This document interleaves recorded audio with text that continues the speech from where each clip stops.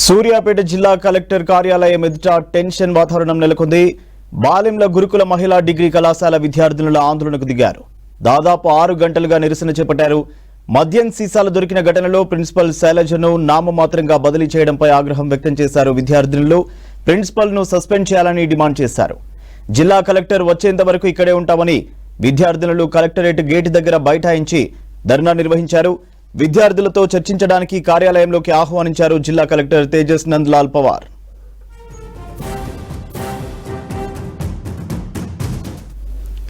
Details Shekhar అందిస్తారు. Shekhar, details ఏంటి?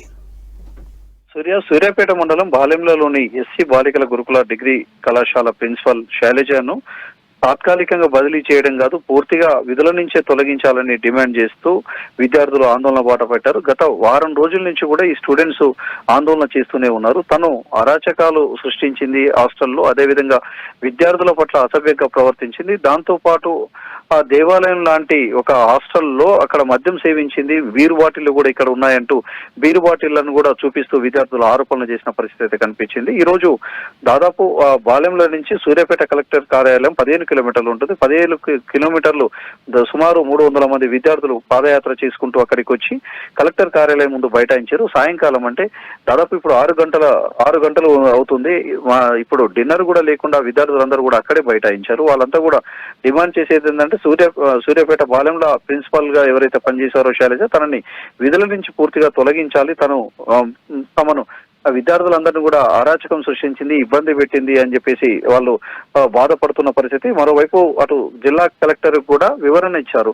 అక్కడ గతంలో జరిగిన పరిస్థితులు, అదేవిధంగా విద్యార్థులు ఎదుర్కొన్న ఇబ్బందులు ప్రతిదీ కూడా చెప్తూ ఉన్నారు. ఇప్పటి వరకు 6 గంటల నుంచి ఇక్కడ ఆందోళన చేస్తుంటే కలెక్టర్ తేజస్వి నందన్ కూడా లోపలికి ఇప్పటికీ విద్యార్థులందరినీ కూడా లోపలికి పిలిచాడు. వాళ్ళతో మాట్లాడే ప్రయత్నం అయితే చేస్తున్నాడు. వాళ్ళందరికీ వాళ్ళు చెప్పే విషయాన్ని అన్ని కూడా వింటున్నాడు. అయితే విద్యార్థులు మాత్రం ఎంత రాత్రి అయినా సరే గానీ ఇక్కడే కూర్చుంటాం, వాళ్ళ ప్రిన్సిపల్ ని పూర్తిగా విధుల నుంచి తొలగించినాకే మేము ఇక్కడి నుంచి వెళ్ళిపోతామని చెప్పేసి దాదాపు 300 మంది విద్యార్థులు అయితే ప్రస్తుతం అక్కడే కూర్చున్నారు. సూర్యాపేట జిల్లా కలెక్టర్ కార్యాలయం ముందు ఓవైపేమో విద్యార్థులు, అదేవిధంగా వాళ్ళకు విద్యను బోధించిన కొంతమంది వాళ్ళకు సపోర్ట్ గా టీచర్లు వచ్చారు. అదేవిధంగా స్టూడెంట్ ఆర్గనైజేషన్ లీడర్లు అందరూ కూడా వచ్చారు.